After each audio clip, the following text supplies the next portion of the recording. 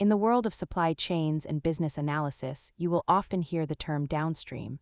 Let's look at what that actually means. Think of a river flowing from its source to the ocean. In business, downstream represents the path toward the end consumer. Most activities focused on sales, marketing, and final distribution are considered downstream processes because they are closest to the user.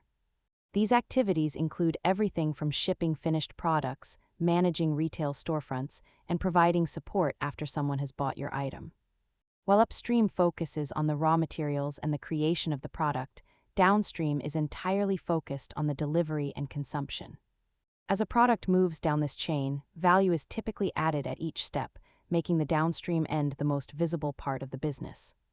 A simple way to remember it is that upstream is about the creation of value, while downstream is about the consumption of value. Understanding these supply chain basics helps you analyze how companies make money. Follow for more business and finance basics.